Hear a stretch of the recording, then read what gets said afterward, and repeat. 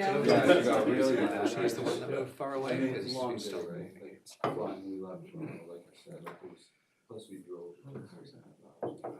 Yeah, I feel like Halifax is, I mean, it's cold and windy, Yeah. but other than that, it's probably a good choice. Super progressive, or feels super progressive to her. And she works for a company where all her bosses are women, so, and she's an engineer, so that's pretty impressive. So she's very happy.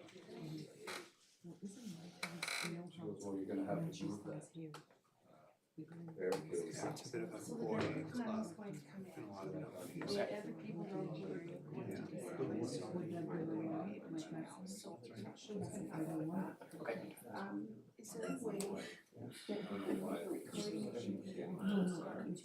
Yeah, it's Well, hard to any navigate copy this, is you know, like copy. the world, and so still a boys club, and yet men are like falling apart, so it's like an awkward thing to navigate. Like, It's like, some of them are propping you up. propping you up and tearing you down at the same time. It's awkward. Yeah.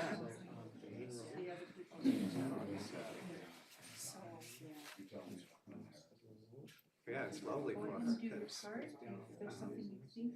she's also given all sorts of autonomy there. Oh, really? And she's 25. But she's already running projects. So funny when like the company that I work for, you have to be in your 60s before you get a leadership job. And then there's other companies with a bunch of 23-year-olds and they're all like, they're doing the same thing. It's not too late to change. So right, you could go to one of those companies. And work for a They'd be like, 25-year-old yeah, manager. you're too old.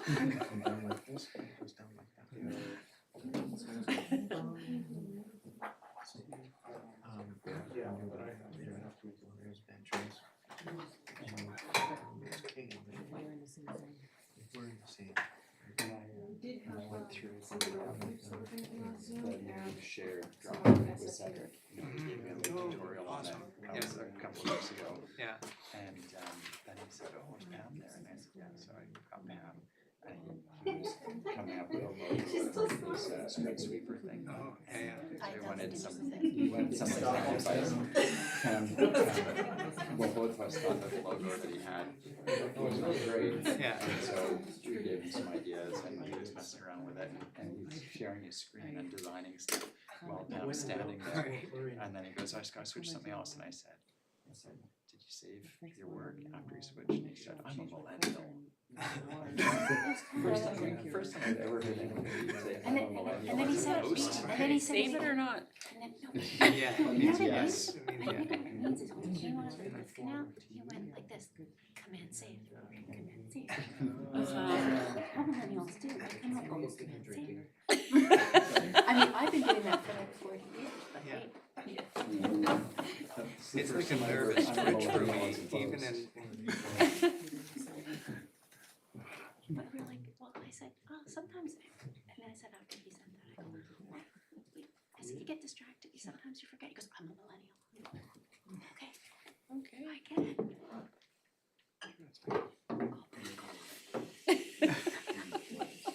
The street sweeper is pretty impressive. Yeah, it is. Yeah, no, it's cool. But I see millennials have no design sense. He's I giving said it that to about try. engineers. What, the sweeper? Yeah, Is it? yeah. It's what, factory trials in Portland this Yeah. week, isn't it? I think that's I right.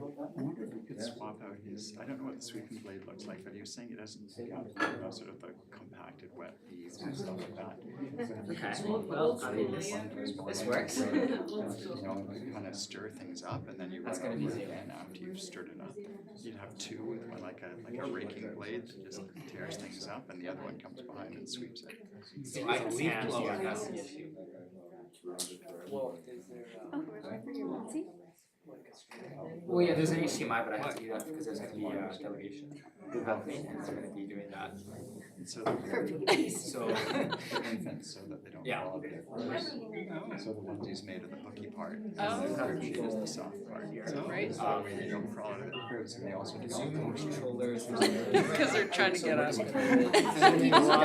What do you do when you go If shopping? you go into a store, there's a big strip on the wall. You take it. Okay, we are going to try to get going here. I'm getting texts now, probably people saying they can't. Tracy just suggested that So we get a the laptop, finance minister. so that way people will sort of be able to see it. Does that work with everybody else? If I turn up the volume, because that's what Tracy suggested, that we just get the Zoom on the laptop. We can get people on it then, that way? We can get people on it, we have And so 3 he people on right now. suggested that they So, could help people get oil heating back in their homes. oh yeah? Yeah. Okay, well, So they. who have you got on there? You got During the people- interview, it People looked have gone on there, I very, guess, they can see it. yeah, but it looked very I clear have, if he was joking or not. And, but eventually. he was sorry, what was the name? Sort of joking. No.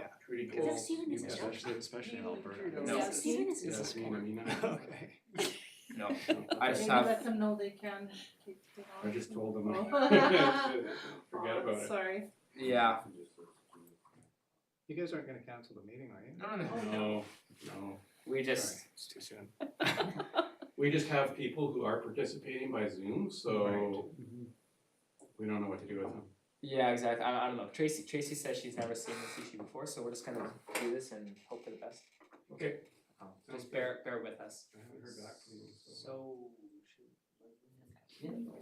The Sam's on her I think way. Leslie is already on her way, so. Yeah. Yeah. Okay, whenever you guys are ready. Thank you, Matthew.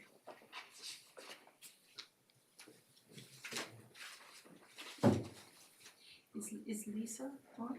Lisa is on, yeah.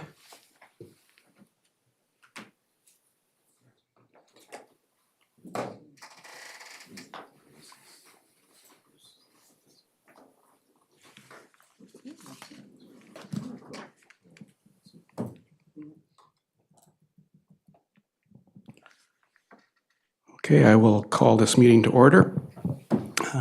Regular council meeting of the town of Gibsons for November 7th, 2023. And we are starting the meeting late due to technological issues at 7:15 p.m. And we're honored to gather on the traditional territories of the Squamish Nation.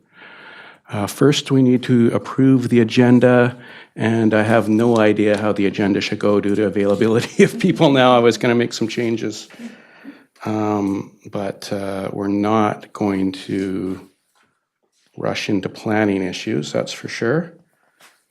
So, Planning issues don't show up until item 7.2. yeah, so I think it's probably good to go as is with no changes. Moved by Councillor Kroll. Sorry, sir. There is the one amendment to the motion to close to add item 90. Okay. to sub M. Yeah, we can do that when it comes, yeah, I've got that noted here. So moved by Councillor Kroll, seconded by Councillor DeAndrade. All those in favor to adopt the agenda, the motion carries. We have 2 sets of minutes to adopt. October the 3rd, regular council, and October 11th, special council. Moved by Councillor Kroll, seconded by Councillor DeAndrade. All those in favor? That motion carries. And item 4 is a delegation from Alan Williams from TRAC and Connect the Coast about the Green Municipal Fund partnership request. Come on up, Alan.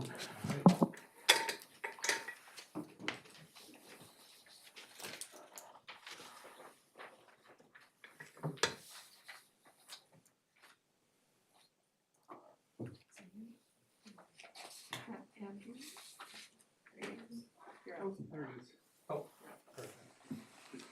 Okay, well, thank you all for giving us the opportunity to speak here. Okay, thank you all for giving us the opportunity to speak here tonight. My name is Alan Williams.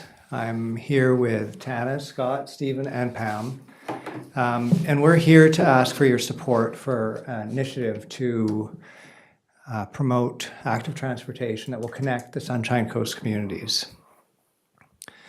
So Connect the Coast is a joint initiative of the Connect the Coast Society and Transportation Choices. Connect the Coast Society is a purpose-built society for this specific task. And we're a charitable, we have charitable status. Transportation Choices is a community-based organization that supports healthy communities to reduce our carbon footprint by providing transportation alternatives to private vehicles, including cycling, walking, and transit. So we advocate for change like this, and we host events that try and promote active transportation culture on the Sunshine Coast, including Go by Bike Week. We had a slow food ride this summer. We do shoulder sweepings. Our next event is a screening of the engine inside at the Heritage Playhouse. So the goal of this project is to connect Langdale to Sechelt with safe, comfortable, convenient, active transportation infrastructure for children and seniors, cyclists and pedestrians. Some examples of the kind of infrastructure we're thinking about are the Tofino multi-use path, the Galloping Goose in Victoria, and with a few minor changes, the Roberts Creek multi-use path. So this is pretty typical infrastructure. It's not very enticing to cyclists or pedestrians. This is also familiar and is just downright dangerous. And what we're trying to bring to the coast is something that looks a lot more like this. So you probably know the reasons better than I, but I think it's worth saying. It's for Sunshine Coast residents and visitors. It's because well-designed infrastructure keeps pedestrians, cyclists, and vehicle traffic safer. It improves public health by encouraging physical activity. It creates more fair and inclusive transportation system for all our residents and reduce the demand on our highway, as well as bringing low-impact, high-reward tourists, all while reducing our carbon emissions. So how do we get there from here? We've broken the project into three phases: a preliminary design, feasibility and planning, and construction. So the first phase is the preliminary design. We hired Gavin Davidson, who has 25 years of experience in active transportation projects. And I just want to point out one project he was a part of, which is the benchmarking the state of cycling in Metro Vancouver. This project mapped out where cycle routes are comfortable for most people, some people, few people, and very few people. And you can see that most people is the green, very few is the red. When you take away everything but what most people are comfortable with, you end up with a very disconnected set of cycling routes, and this is exactly the problem we have on the Sunshine Coast.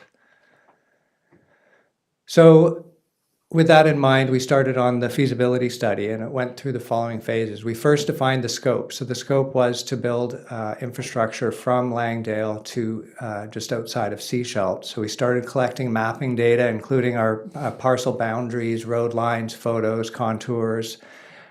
We rode the route with Gavin, and then they sat down and did sort of a desktop analysis of the entire route. We engaged with Roy Simons, a contractor on the coast, to do some cost assessments. The whole route was broken up into 25 parts, and they were prioritized, and finally a report was generated. And this report provides a preliminary assessment of what active transportation infrastructure could look like that is in adherence to the BC Active Transportation Design Guide. The top two priority segments are from North Fletcher to Lower Road in Gibsons, and from Bay Road in Davis Bay to Wharf Avenue in Sechelt. So the next phase of the project is the feasibility and planning, followed hopefully by construction. So one of the things is we didn't really know what all the bits and pieces are for a project like this, and so we needed to find a template. And Cycle 16 in Smithers is kind of a perfect example of this. It's a 12-kilometer multi-use path that goes from Telkwa to Smithers, so it has some of the same kind of jurisdictional problems we have. It starts in the town of Smithers, it goes to the village of Telkwa through the regional district of Bulkley and Chaco. So we could see some of the same kind of complications that we have on the Sunshine Coast. And they completed their first phase this summer. So we've been working with the project manager in the Cycle 16 project to kind of get an understanding of what it goes from being an idea to being much closer to being construction ready. So he's taught us about all the processes involved, including project management, data collection of LiDAR, conceptual drawings, archaeological, field reconnaissance, environmental overviews, public, stakeholder, government, First Nation engagement, and a business case. And one of the things that they really stress is that you need to have supportive partners for something like this to move forward at all. And so we've reached out to the SCRD. They've adopted the preliminary report as part of as a planning tool. We've reached out to the District of Sechelt. They've provided a letter of support. Of course, we're here. We've reached out to a number of community groups, including Vancouver Coastal Health, Sunshine Coast Tourism, Scredo, BC Alliance for Healthy Living, and others who've provided letters of support for this. And we have others in the works. We've met with our local area politicians, have a letter of support from Nicholas Simons. We've met with Patrick Wheeler, a letter of support's in process. We've initiated communication with Sechelt and Squamish Nations. We applied for and received a Community Services Recovery Fund grant and hired a consultant company in Victoria named Ascent Public Affairs to help us with the BC government communications. And so we've met with Modi, we've met Rob Fleming at Modi and Trish Rorson. We've met with the Ministry of Health, and we have plans to meet with the Environment, Emergency Management, Climate Readiness, and Tourism. So the reason we're here today is to seek your partnership in our Green Municipal Fund grant. This is a matching grant of $350,000, meaning if we can raise $175,000, the GMF fund will contribute another $175 for a total of $350. One of the details of this grant is that the partnering municipality has to contribute 10% of the total grant amount. So in this case, if we could raise $175,000, that would be a total of $350, so that would be $35,000. And Tanis has offered, who's sitting right there, Tanis has offered to donate this to the town of Gibsons to cover that requirement. Of course, if the town of Gibsons wants to fund it further, we would not argue at all. This can also, match funds can also include staff time contribution, so we need to work with staff and council, or we would need to work with staff and council to figure out what that staff time contribution would be. And it can also include committed to and applied for funds. And those funds can come from other grants. We're currently applying for the Rural Economic Diversification Infrastructure Program grant. So what are we asking for? We're asking that the town of Gibsons partner in our GMF application, write a letter of support, and adopt this preliminary design report. So some of the details of this, we need to be a partner, we would need a council resolution describing your commitment and financial support for the project, an official document stating municipal partnership, assignment of a municipal contact, and commitment of staff consultation time towards the study. And we're thinking if it's a year-long project, that might be in the order of 40 hours, but it's up to you what kind of staff contribution that would look like. Second thing we're asking for is that you write a letter of support for this process, the preliminary design report, and our plans to move forward with it, and we would use that in writing grant applications. And the last thing that we're asking for you to do is adopt this preliminary design report as an official planning document so that developments in the area can take it into account when they're done. And that's it. Thank you so much. Thank you, Alan. Of course, I think you've been notified that we don't respond immediately to delegations. That's the policy. So I'm just mentioning that again. So The audience knows that as well, but we can definitely ask questions. So I'll look to council for questions. Councillor Kroll. Thank you, Mayor White, and thank you for the presentation, Ellen. I just came back from Ontario, and having just recently acquired a bicycle, something I haven't had since 1976. I was appalled when I started riding around the area. Gibsons is definitely better than when you hit the town line and suddenly faced with some of the Modi conditions. But I was just gobsmacked being back in Ontario, seeing what they are able to offer cyclists and just active transportation, period. Incredibly wide bike lanes, walking lanes, decommissioned rail lines that are now cycle and active paths. You could quite easily live without a vehicle and get around quite nicely. So I think it's a great initiative, and I just want to commend you for what you're doing. Thank you very much. Councillor Thompson. Great amount of work here. Thank you. I think everything that's brought forward and just the examples of other communities, probably so many of us have, to David's point, in Toronto, walked, rode, done, participated in active movement on so many of those pathways, whether it be Tofino, the Spirit Trail in the North Shore.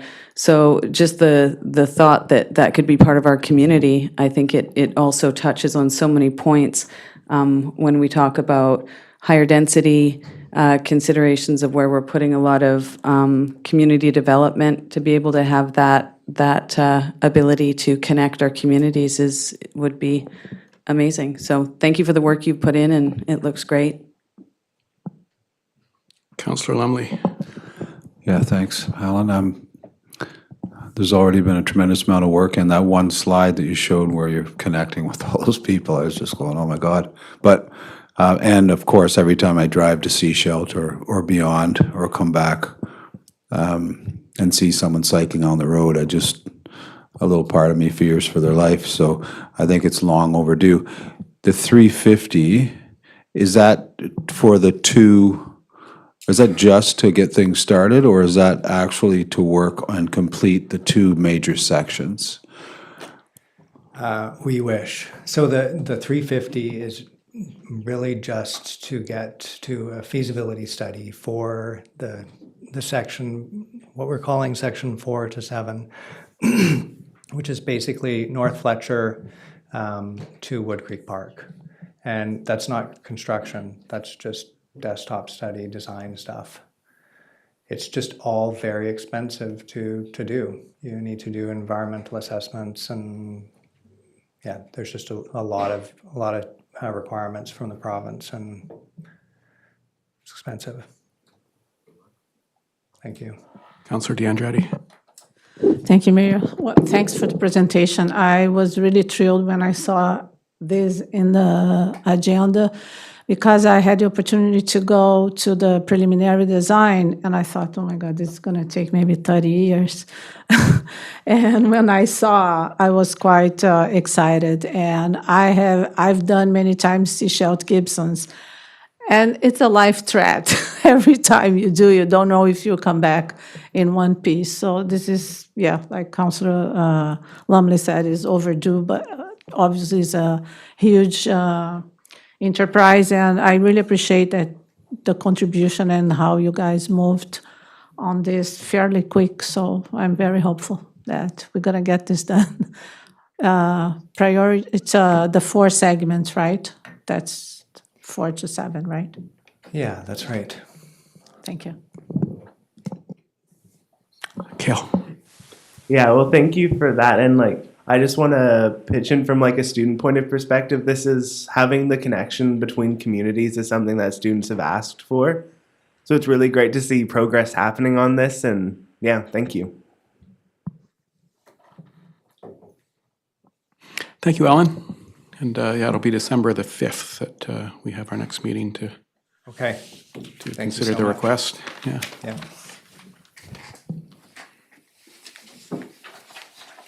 Thank you, everyone else in the group who's here and has been working on this project too. Yeah, lots of work all around. I do have to, I'm getting technical updates here. Okay. I think we do have somewhat of another presentation in one of the administrative reports, but I think we'll just run through the bylaws first. They shouldn't take too long. So we've got 5.1, which is a Growing Communities Reserve Fund, and as the report explains, this is just really a provincial requirement to have a bylaw in order to administer this grant. So I think everyone's read that. Moved by Councillor D'Andrade, seconded by Councillor Kroll, to give this first, second, and third reading. All those in favor? The motion carries. And then the next one, 5.2, is rather routine too. It's the annual revenue anticipation borrowing bylaw. So this is for 2024. Number 1311 for 2023. And I don't know if, no, there's no explanation needed here either. So Councillor Lumley moved this one, seconded by Councillor Thompson. All those in favor for first, second, and third reading. Thank you. And then 5.3 is just adoption of a bylaw we've already had in front of us. So that's establishment of officer positions, bylaw number 1310, 2023. Moved by Councillor D'Andrade, seconded Councillor Kroll. All those in favor? That bylaw is adopted. And committee reports, we have committee of the whole minutes. Just, are there any questions on those minutes? There's no recommendations coming forward. Okay, so seeing none, I would like to move up the 7.7, which is the verbal report on the partnership with the SFU Center for Community Dialogue, because they are available on Zoom. So we'd like to get that over with and let them go, as they've been very patient with our technological challenges here. Now, if we call them up on Zoom on that laptop, can we get a camera on them or anything? So, and a mic? I mean, it's just kind of a normal Zoom meeting, so. Yeah, except I'm thinking about the YouTube. Will it come through on the YouTube feed for people watching on YouTube? I'm not sure we can get a camera feed, but maybe I could You just. could at least get a mic, would be great, yeah. And I don't think that's Yasmin or Trudy.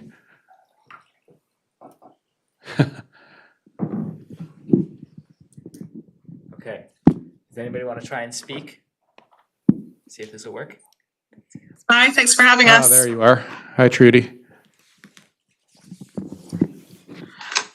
We have some slides to share. Is that going to be possible as well? Yeah, so this is, I'll just, we can see you on a small laptop across the room. Yeah. So, Let's see how if we can move this. I'm not sure if we can maybe move I this don't- to the delegation table. Let's see. I'm scared to. I'm scared maybe, to touch it. share the slides, we'll get the idea. I mean, you're probably gonna somewhat read off them anyway, right? Yeah, unfortunately, you are across the room on a laptop screen.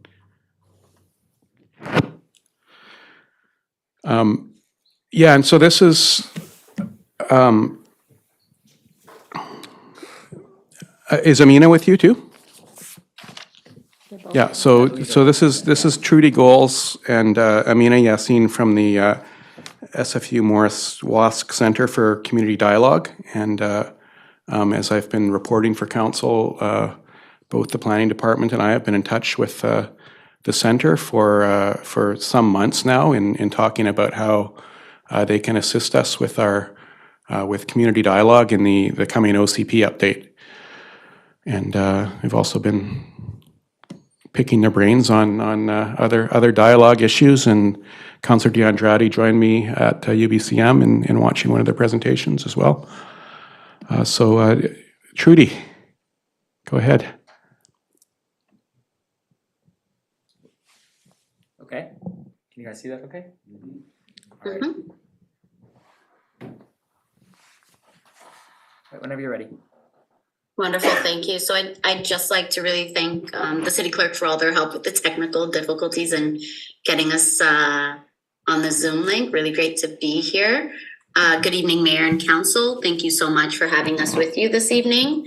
We are here from the Renovate the Public Hearing Initiative. My name is Amina Yassin, and I am the director of the Renovate the Public Hearing Initiative. And I'm here with Trudy Goals, who's the program manager on the initiative, and we're housed within the Center for Dialogue at Simon Fraser University. And we're here to talk about our partnership with the town of Gibsons in trying a residence assembly as a portion of the public engagement work on the official community plan update that will be taking place in the near future. So with regards to the Renovate the Public Hearing Initiative, it is a CMHC 2.5 million funded project under their Housing Supply Challenge, which aims to raise awareness about the public hearing process specifically, improve municipal land use efficiencies, and increase trust in democracy by identifying evidence-based recommendations for revising British Columbia's public hearing requirements. And when we say the public hearing requirements, we're specifically referring to the Local Government Act, Division 3, Section 464 to 470, and also the Vancouver Charter's approach as well to the public hearing process in order to create stronger public engagement practices, supports for reconciliation, and more effective local government pre-development and housing approval processes. The Renovate the Public Hearing Initiative has been working in collaboration with stakeholders in the public hearing process, including local government officials, municipal staff, applicants, and community members to understand their experiences with the public hearing process and to see if it is working for them as it currently stands. Our work specifically is to understand the challenges and the barriers, identify potential solutions for them, trial them in community within the legislative constraints, evaluate them, and provide these evidence-based recommendations to both the province and communities themselves to consider adopting to improve this overall process. Simultaneously and concurrently, the BC Law Institute is also a partner of the initiative and is conducting a legislative review to determine what impacts legislative changes would have and how best to align changes with UNDRIP and DRIPA. In the earlier part of our project, we heard quite a bit about a number of challenges and barriers in the public hearing process. We also had an innovators forum back in March of this year early on and had representation from the town of Gibsons, which was really great. Some of the barriers and challenges that we heard about were accessibility, representation issues, so the process not being representative of the whole community, notification requirement issues, so the public not being aware of upcoming public hearings or confusions between council meetings and public hearings, as well as timing, so where public input happens in the rezoning process as well.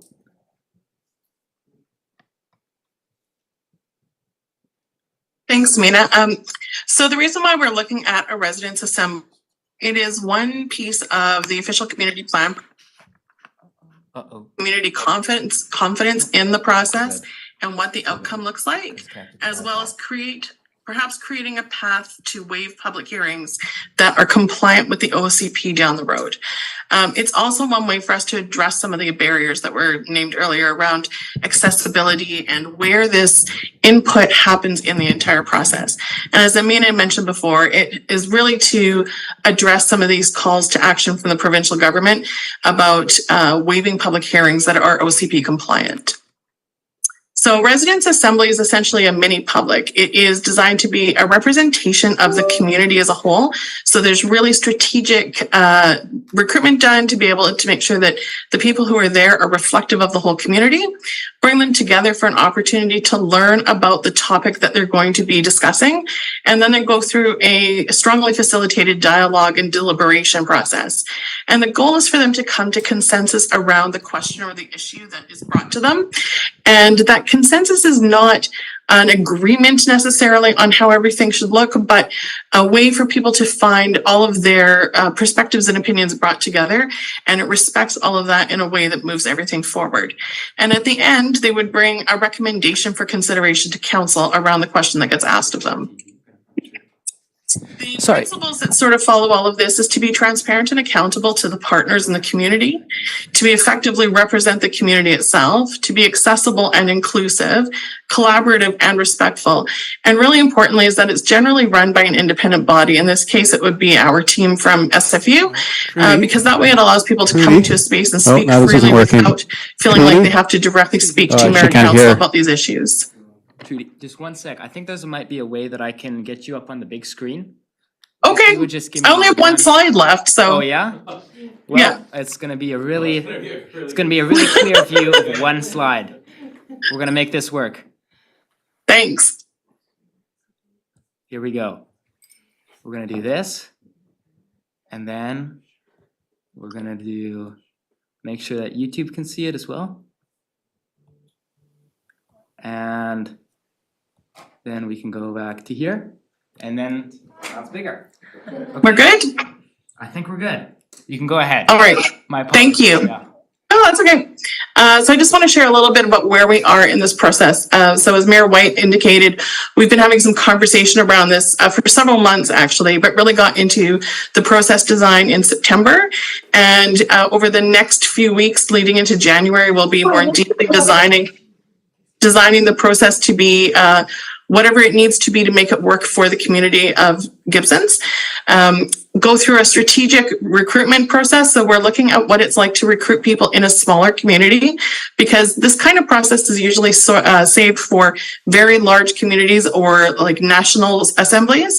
And so how can we do this in a smaller community and still get a representative demographic? Establish an advisory committee that we will be accountable to, and start communicating with the community at large and help them understand what this process is. So when they get an invitation to participate, they are excited and want to come forward and participate in this. And then we'll be looking in spring to be able to convene those assemblies and bring those meetings together, do reports to our advisory committee, and come back with some reports to council to let you know how it's going. And then you could expect sometime in late spring, early summer to see the evaluation and the report of the overall process. So you'll receive a report of recommendations to consider from the council or from the assembly. And we'll also be including an evaluation of this entire process in our report around renovating the public hearing as a whole.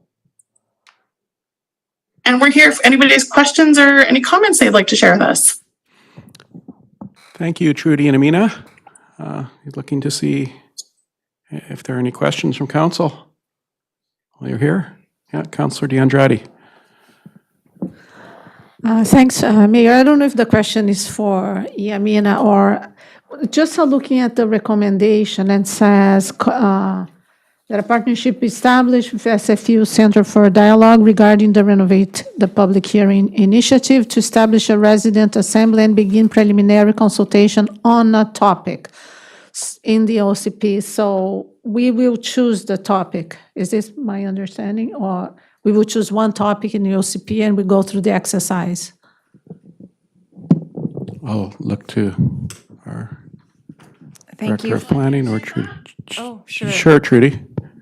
Yeah, so yes, so the question is coming from council and from staff about what issue do you really want to hear from the community on around your OCP, and what would really help you in decision making moving forward. So we want you to choose something that's really meaningful and valuable for you to learn about, and we're in that process of deciding what that is.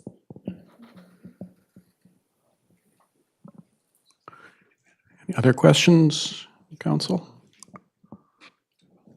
Okay, and we do have a draft recommendation here for consideration, which is the main reason we've asked SFU to come here to speak to it. Councillor Kroll, moving that. Is there a seconder? Moved by or seconded by Councillor Lumley. Any discussion of the motion? All those in favor? The motion carries. Thank you so much, and yeah, thanks for your patience with the challenges we've had. Trudy and Yasmin.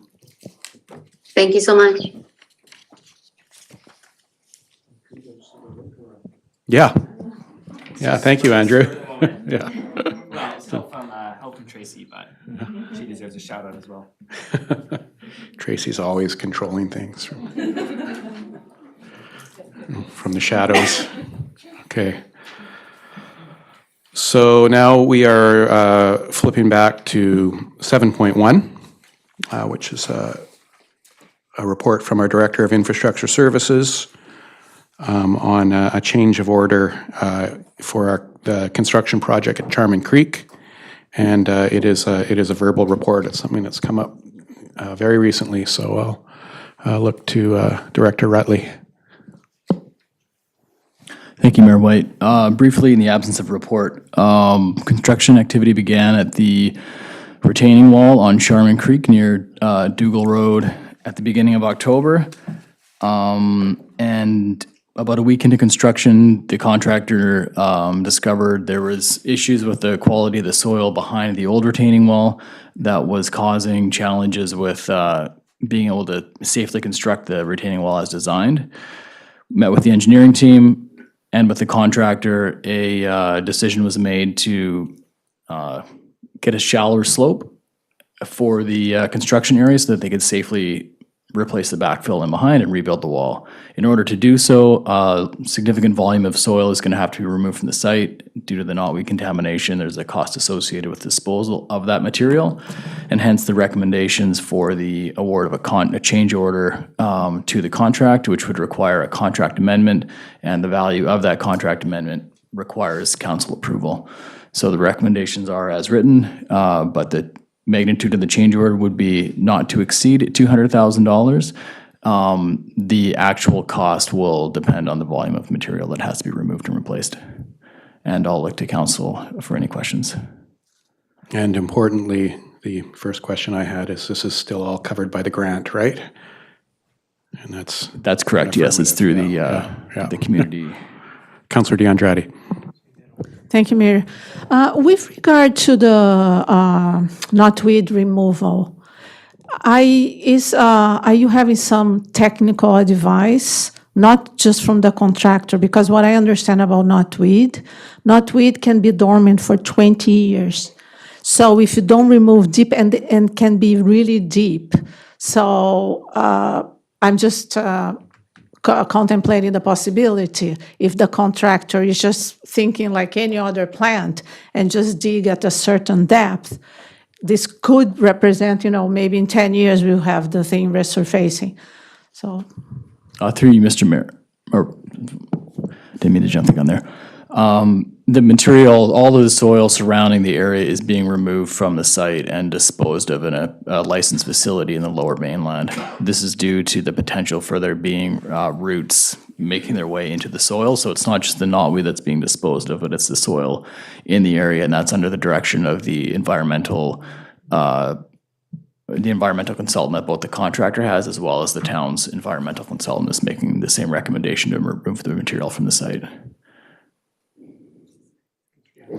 Thank you. Just a clarification. I'm not talking about the disposal. I'm not concerned with the disposal because I understand. I'm concerned with the depth of the soil that they're going to remove. If someone that is behind the project has understanding of knotweed, because knotweed is a beast in itself. Is not, if people understand about knotweed, it's a surreal plant.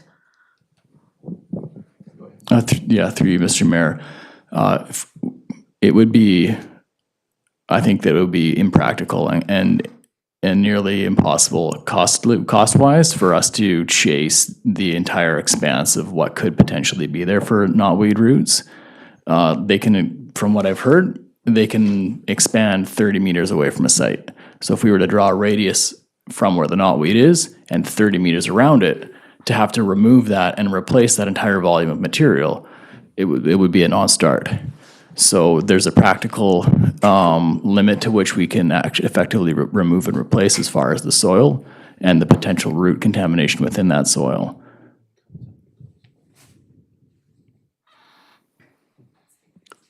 Okay, looking for a mover for the recommendation. Moved by Councillor Kroll, seconded by Councillor Lumley. Any discussion of the motion, which is the recommendation on page 4, 7.1? All those in favor? The motion or all those opposed? The motion carries. Now on to 7.2, which is the form and character development permit for 741 Hillcrest Road. And we have options on page 4 of the staff report for this one.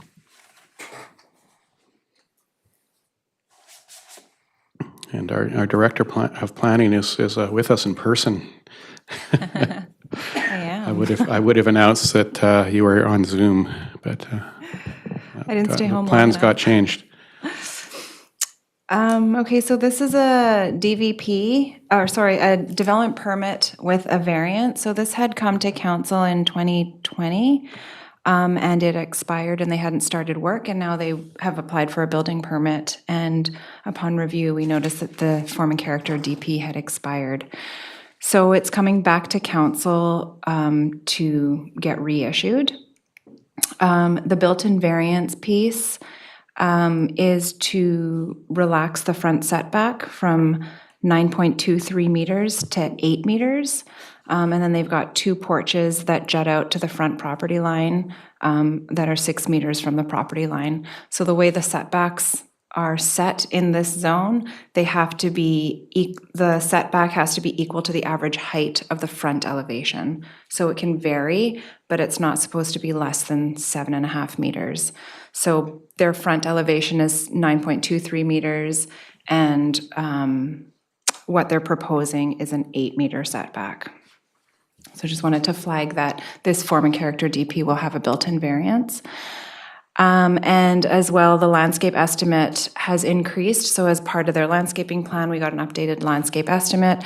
The one from 2020 was just over 200,000 for their landscaping. This updated estimate is just over 283,000. So they've given us an updated estimate that would go into the new DP. It did not go to the advisory design panel because we didn't have one at the time. So we had the planning and development committee. So there are a few options in here for council's consideration. One is to authorize the permit as is, and that's the staff recommendation for the 20-unit townhouse development at 741 Hillcrest Road. Another is to refer it to the ADP to get some input from the ADP. And then option 3 is to deny the permit. And we've also got the applicant on Zoom if council has further questions. Okay. I would just comment first. I'll go to Councillor Lemley first. I know that this I wasn't on council at the time, but there was quite an extensive process for considering this project, including the Planning and Development Committee. So I know there was quite a bit of back and forth, and this is what council ultimately ended up with. So I'd be more inclined to look at the option 1 rather than to kind of kick things back again to go to the ADP when we did have a PDC at the time, which already considered this project. Councillor Lemley? I was moving it. Yeah, okay. Option 1. Moving option 1. Seconded by Councillor Kroll. Any discussion of the motion? All those in favor? The motion carries.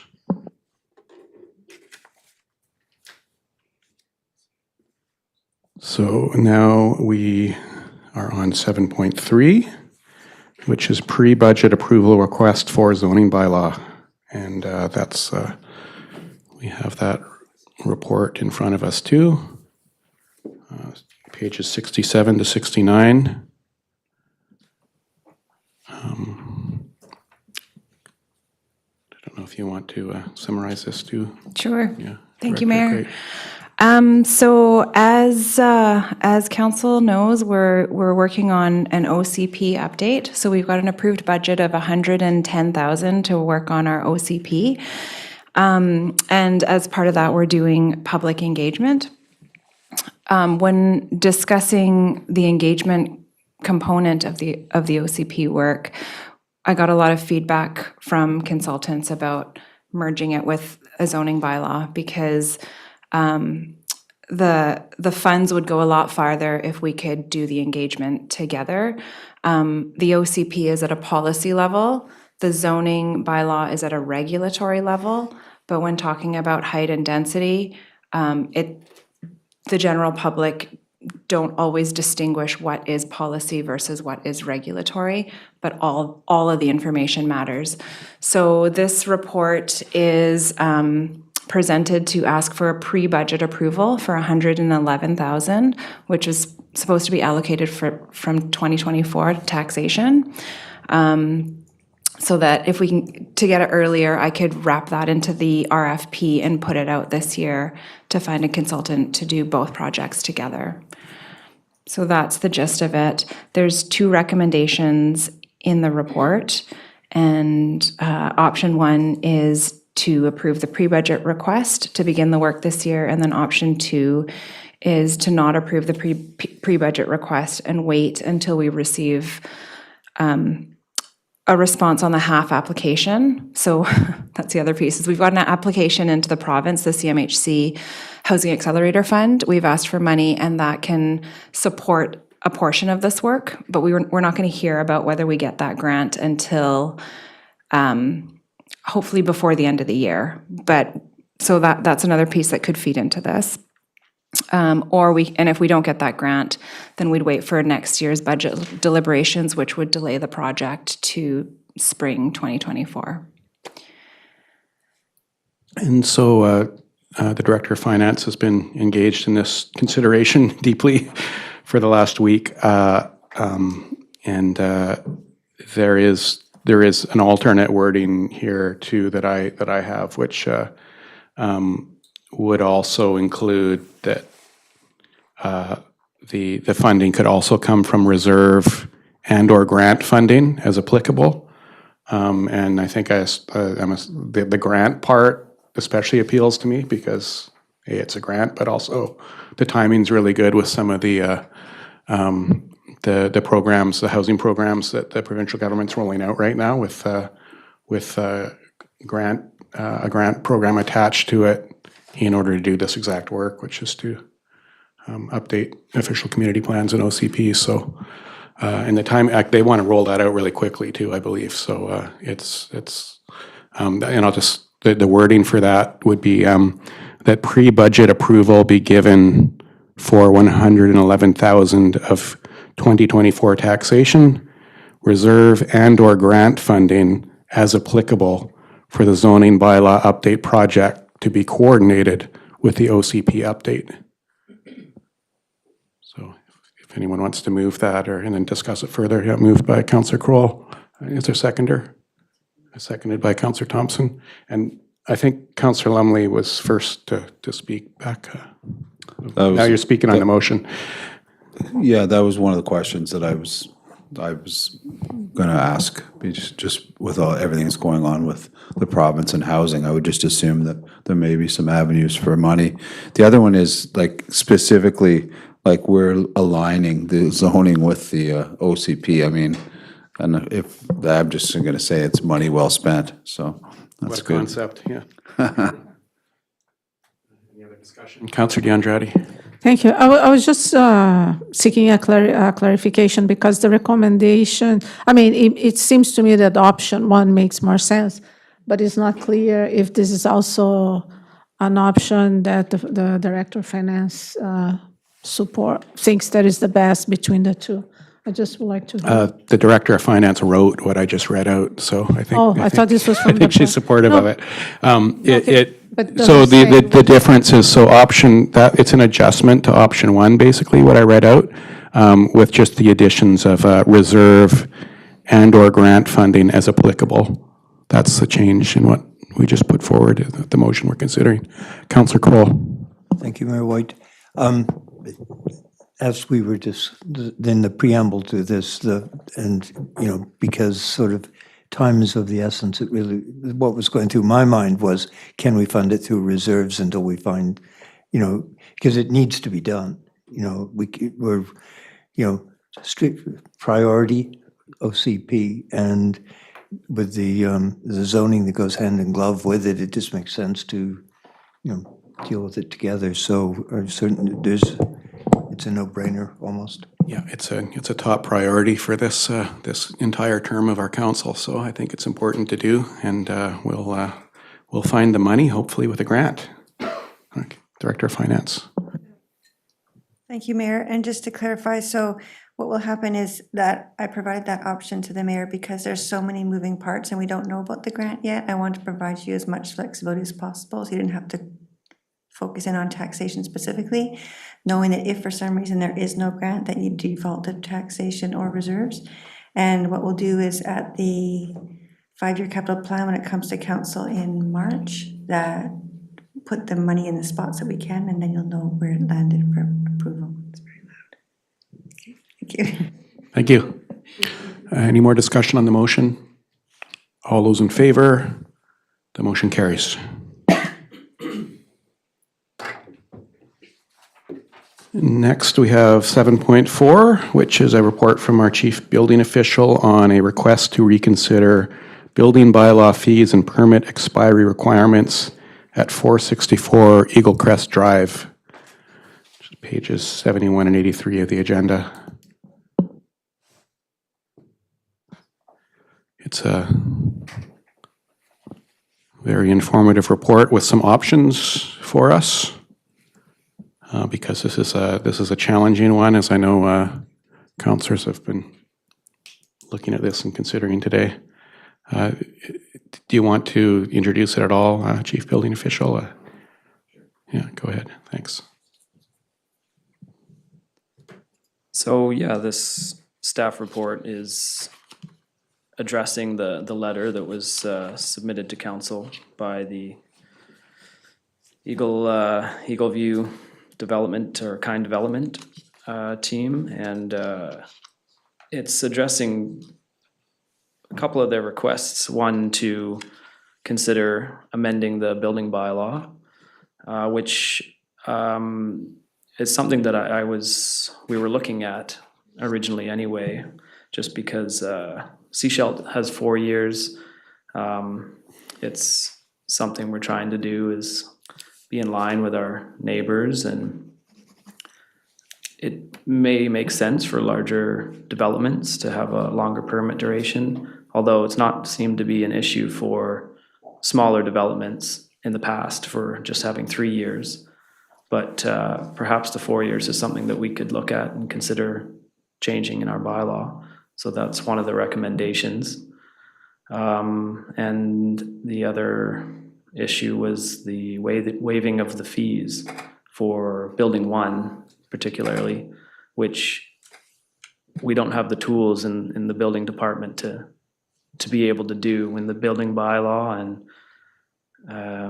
I'm not sure at all, but that's what the topic is, so that's what the discussion is about. The rest of the report outlines, what other jurisdictions are doing and how we relate to them. But happy to answer any questions from the report. Thanks a lot. It's an informative report. Councillor Thompson. With respect to the extension with the renewals, looking at 2 years and then 2 one-year options, is this just a one instance situation of having a developer in these complex buildings having this issue, or is this coming up more regularly to planning? So we haven't really ever come across a situation like this one, where this is a unique one, where the building 1, which we reference in the report and they reference in their letter, it expired before construction even started. That has never really happened for us. But as far as other permits lapsing, it happens. But when it does, we deal with it with new permits. But typically 3 years is sufficient for most of the developments that Gibsons has seen. I think the argument that they're bringing up in this report is that the development of that magnitude of theirs is somewhat newer to Gibsons, to the level that they're building. And I think what they're trying to say is maybe we can consider for larger developments we go for 4 years, but perhaps we go to 4 years for all developments,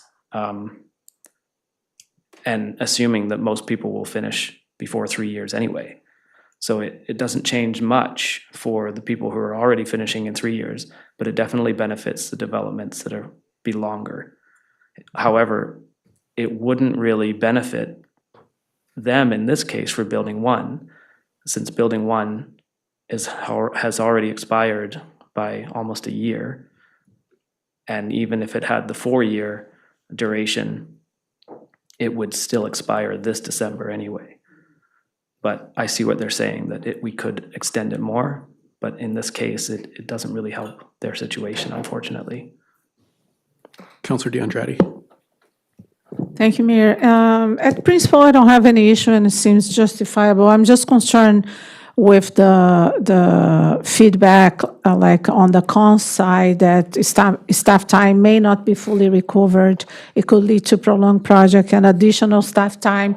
And I mean, we are a small town, we have a small funding base, and that's my concern.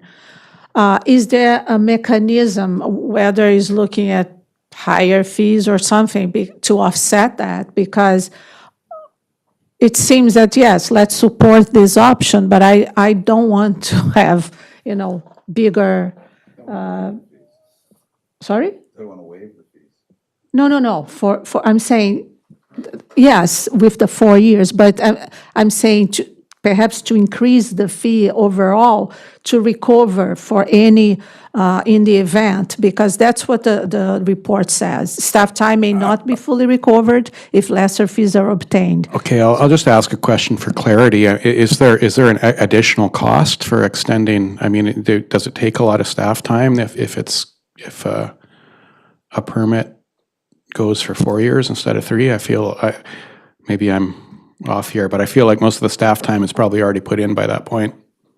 And there might even be less put in if you don't have to reconsider it after 3.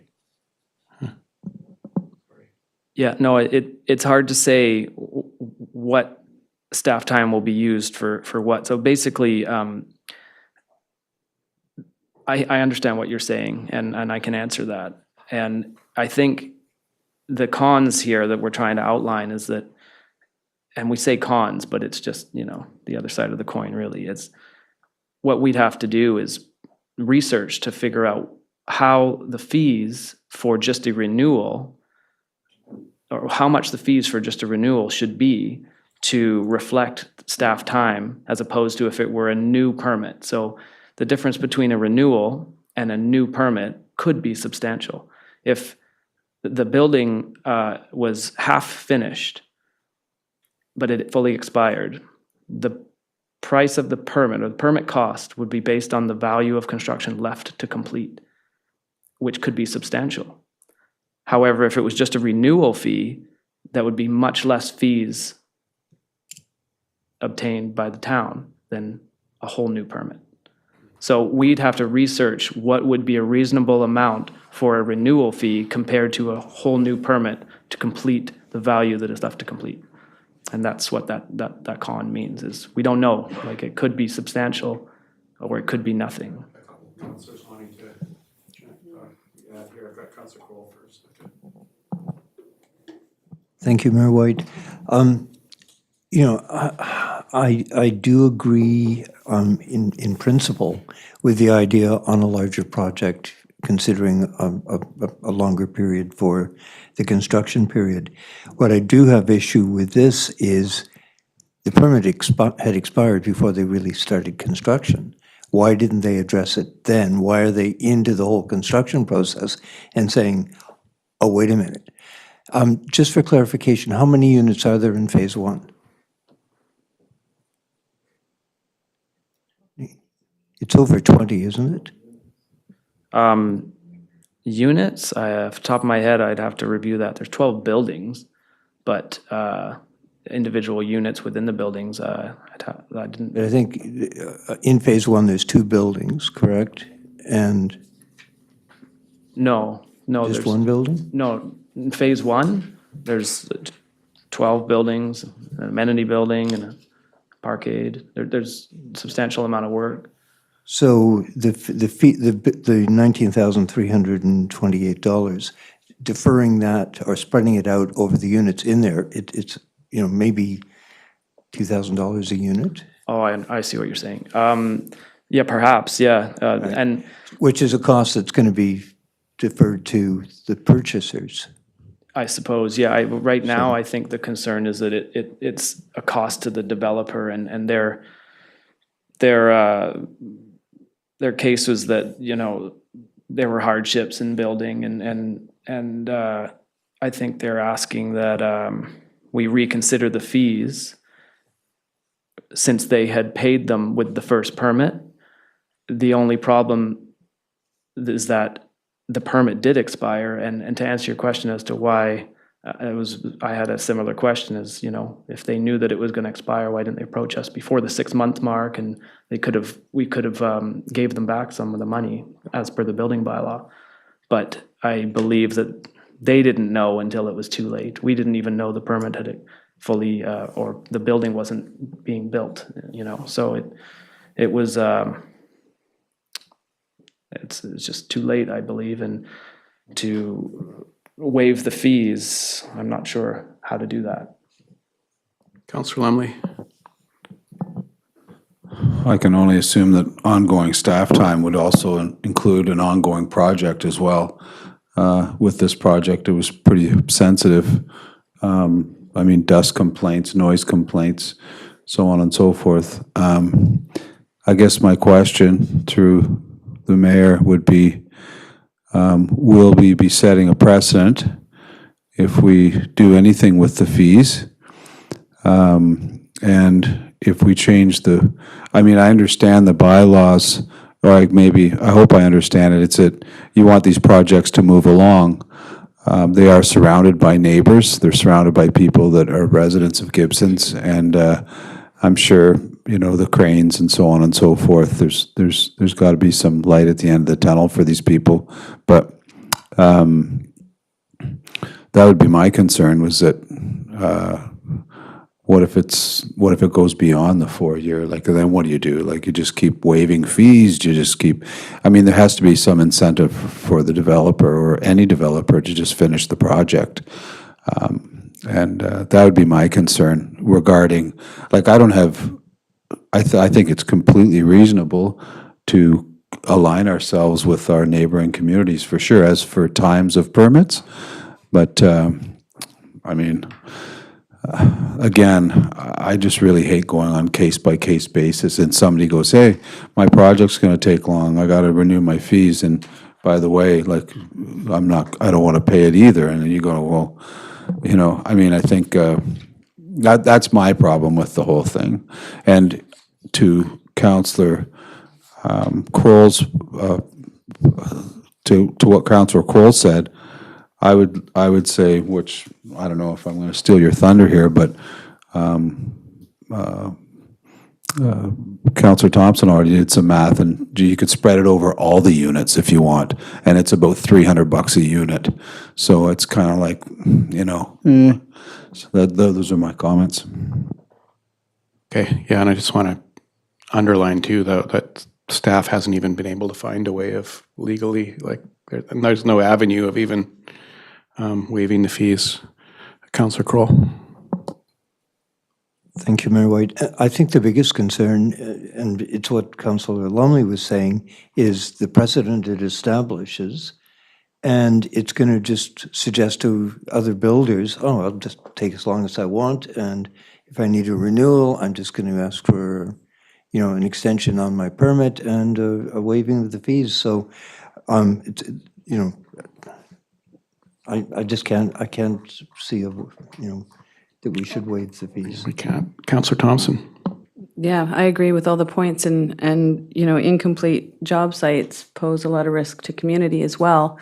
So I think, you know, motivation to developers is an important part of this. Okay, so I'm just going to guide council back to the options that we do have. I mean, I'm hearing support for staff in the fact that they haven't found a way to. I mean, I think it sounds like council doesn't think there should be a way to waive the fees, because it would, I mean, obviously, it would create these problems as precedent and other issues. So the options we are looking at are on pages 5 and 6 of the staff report,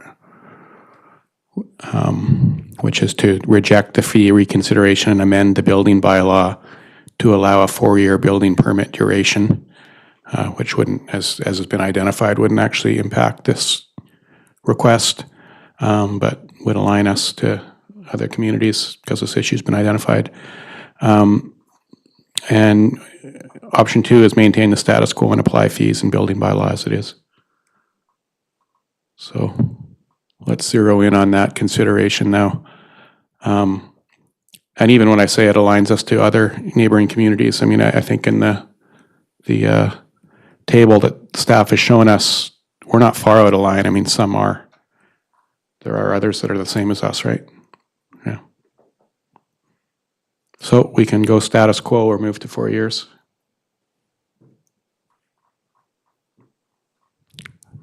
I'm not seeing any real passion one way or the other, so maybe it's status quo. Councillor Lumley. Okay. Is there a seconder for that? Seconded by Councillor Kroll. And yeah, it's probably good to state why. Councillor Kroll. I haven't an issue with the 4-year, but it should be governed by the size of the, like a complex over a certain number of units. Because if every builder is suddenly going to take 4 years. That's another emotion, I think. I think we'd have to, when we need to direct that a little more. I'm just going to look to staff to, go ahead, Councillor Lumley, you made the motion. Yeah, the other part, like, I get where you're saying from, but where you're coming from, I just don't know what incentive a builder would have to creep along. If they're small. Yeah, like, because time is money. I can see, like, I don't want to make it too complicated, like changing the bylaw, because, you know, then you're going to have people come back and go, well, it says for 30 units and I'm building 32. So I just don't, inherently, a developer is going to want to finish his development ASAP so he can collect the last part of his money from the people that are buying these units. Like, these units are going for $1.2 million, some of these units, right, and up. So I think that should be incentive enough for a developer. I don't know, unless I'm in left field, so. Then why change it? Let's leave it at where it sits at the 2 years and 1 year extension. There hasn't been any, it was my first question, there hasn't been a lot of unrest from developers up to this point, except for this case. So I'm more for leaving it as is. Councillor DeAndrade?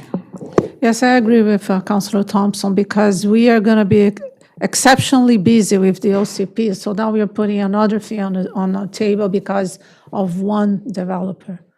And I think it's also the responsibility, if you know that the development expire, you get all organized, and when you're ready, you get the permit. Perhaps there should be a better communication from our side, and maybe a checklist and something highlighted that points to the development permit. Communication is always valid, but I get nervous as well with, and just with the amount of work that the planning department has now.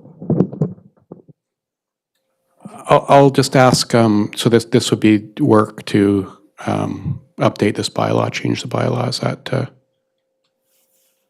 Is that going to be considerable staff time? Yeah, change one number, yeah. I mean, I think it's a worthy concern for sure. I just want to. Yeah, there would be a bit of work to, research reasonable fees, and it's something that we were going to be looking at anyway for, to update our fees. In fact, I've been talking to the chief building official in Seashelt, and I've been, again, trying to be in line with our neighbors as much as possible. However, fees can vary from jurisdiction to jurisdiction depending on, the resources. But there would be some work involved to update the bylaw and research that. Well, yeah, it's not like a burning priority because it's not gonna apply to this development anyway. Or so, I mean, we could approve this, but doesn't mean that we're expecting that this is done in the next 2 months or something. Councillor Kroll. To the issue of the amount of work, because I think there's potentially an OCP and zoning implication in here as well if some of the parts are changing. So I'm almost in favor of the status quo for the moment and then revisit it once the OCP and the rezoning has been done because, we've got so many moving pieces. What are those OCP and zoning implications? I'm unclear on that. I don't know at this point, but I think there is potential implication. I'll look to staff what possible implications because I'm not. This is different. So this is talking about the building permit duration. So I can't think of any OCP and zoning implications for that tie to the term of a building permit. But this is something we are looking at. So if council decides to maintain the status quo, it's on our list to look at our building permit fees, update our building bylaw. So it's something that Jason has been working on anyway. So it could come up at a future time. But if council chose option one, and that would just prioritize it and push it up the list, and we'd start working on that a lot sooner. Okay. Well, yeah, I don't necessarily. If that's staff's interpretation, that's okay. We've heard that. So, I've seen motions in the past that aren't that still take quite a while, especially updating the zoning bylaw and things like a long time, years sometimes, and that's fine because council hasn't identified them as a big priority, and I don't think this is a big priority, but. I think maybe another interpretation would be we're just giving you a little direction, which would be when this is done, we're looking for 4 years instead of 3. And generally, I'm not against the idea for it. So that's the motion right now on the table. We do have a motion on the table for the 4 years. I think aligning with Seashelt's not a bad idea. Like I think that's kind of where we probably want to go, as staff has said, is try to have some consistency on the coast. So just that simple notion sits well with me. I've got Councillor Thompson next, and Councillor Lumley. I was just going to say, with that intent that it would be gathering information and we would have that, I'd like to be able to, as part of this, be able to see what those fees, what you come up with, how that would align with the 4-year time period versus the 3-year time period. So again, I push it back to option 2. Councillor Lumley.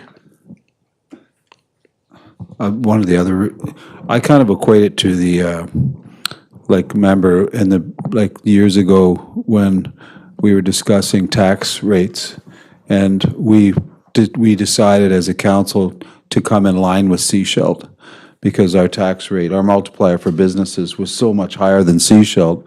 So you're saying, let's try not to provide people incentive not to do, not to set up a business in Gibsons. It's kind of almost the same thing. It's like they're right next door. Seashelt's just down the road. Somebody might say, well, I get to spread this amount of money over a 4-year period instead of a 3-year period. So maybe it's important to them. I don't know, but that's kind of what I equate it to. Okay. Well, I've heard from different councillors here, so I'm ultimately I think I'll probably just accept that this review is coming anyway, so we'll go with the status quo because I'm hearing that. Was my motion seconded? It was, yeah. Councillor Kroll seconded it, but then immediately spoke against it. So all those in favor of the motion? All those opposed? Is there another motion? Okay, go ahead. Putting forward the motion for Option option 2, two, status quo. seconded by Councillor DeAndrade. Any discussion of this motion? All those in favor? All those opposed? The motion carries.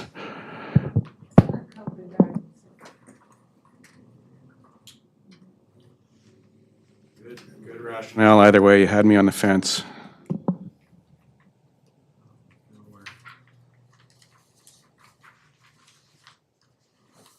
Agenda now. 7.5, are we on to the meeting schedule, right? So I don't know if there's I know our deputy corporate officer worked quite a bit on this, and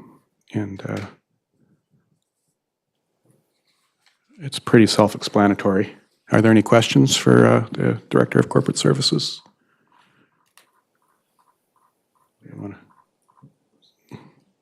Do you have to come to a meeting if it's on your birthday? We could change it right now. Now's the time.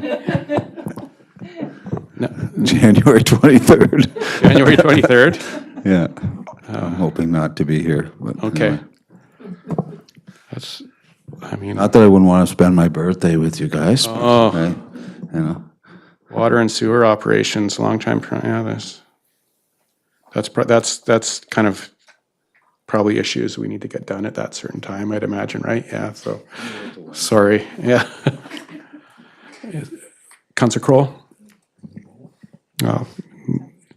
Moved by Councillor Kroll, seconded by Councillor DeAndrade to support the recommendation. All those in favor? You didn't vote against that one too. Good. Way to be a team player.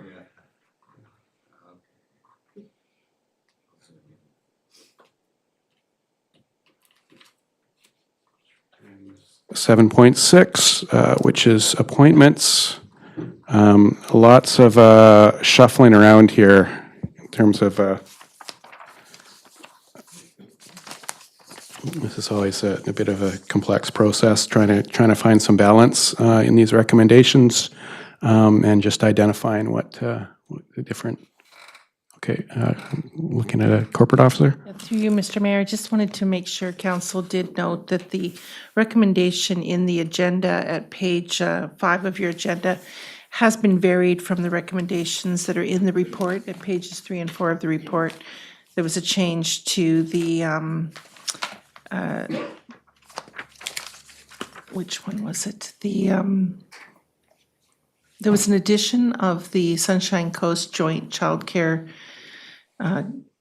Council, and that was a council liaison position that's been added for Councillor Kroll to fill. And there was also a change to the Sunshine Coast, I'm looking for it now here. Fire Commission? The Fire Yeah, Commission, yeah. Protection Commission, thank you. That was changed from Councillors Lumley and Thompson to Councillors Lumley and DeAndrade. So. Yeah, yeah, that's correct, I yeah. just wanted to make sure I- council did catch those changes. I think that's what we have in front of us. That's what you Or have is on the Fire Commission agenda. not here? It's there, at that Councillor Lumley and DeAndrade be appointed to the Gibsons and District Fire Protection Commission. Okay. It's there. And the Ferry Advisory Committee dropped off. There was it is there? Yeah. There are several different versions of this, I think. At page 5. I'm looking at the front page, I guess. Yeah, so I'll go to, That was my concern, that there might be some confusion because it did change. So what I have. so should we look at the front page or should we look at the actual The report front, the page? page 5 of the agenda, not the report. Okay. Yeah, so that Ferry Advisory Committee actually had a meeting yesterday, and our new rep and our former rep could not attend, so I attended and I got totally wrapped in. So I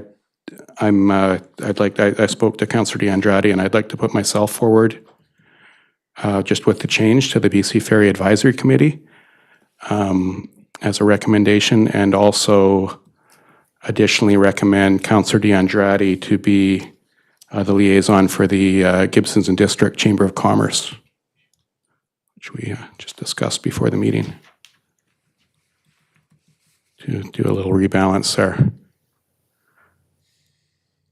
So I'll put that forward with those, that wording with those modifications.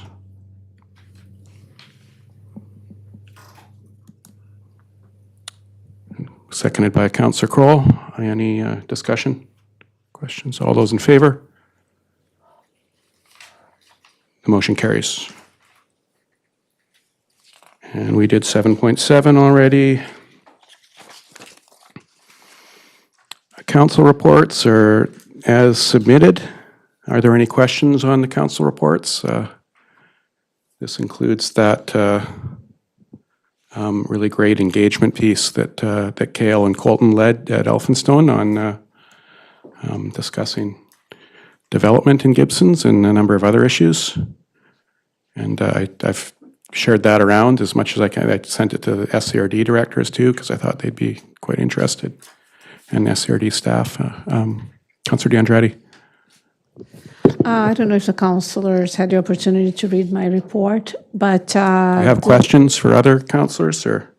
Yeah, I want to know if they ask and say the reason I did that, because there was a lot of questions, rumors in saying what this presentation was about. So I thought, okay, it's better that I clarify everything. There's links available for everything, so if anyone is curious. But the question I just want to know if anyone read the report. Does anyone have any questions on the report? No? Any questions on any of the reports? No? Okay. We will move on to a motion to close. Councillor Kroll? I just wanted to comment on the report that was received from our students on council, because I think it covered a lot of bases. I think it was, an initiative that they took upon themselves to organize, and it's amazing, pizza and pop, what results it brought forward. So I really want to commend them. Yeah, it's good. And it was a really well-written report. Excellent, yeah, and a good starting point for OCP, because we'd really like to get youth at Elphinstone and otherwise involved in that conversation over the next year. Yeah. So the motion to close item 9 also needs to include, it has sections 91A of the community charter and 91E, but also needs to be 91M, and A and E are written there, but I'll read out M, which is a matter that under another enactment is such that the public may be excluded from the meeting, which is financial information about a third-party organization. So that's the recommendation to close. Moved by Councillor Kroll, seconded by Councillor Thompson. All those in favor? Motion carries. So we're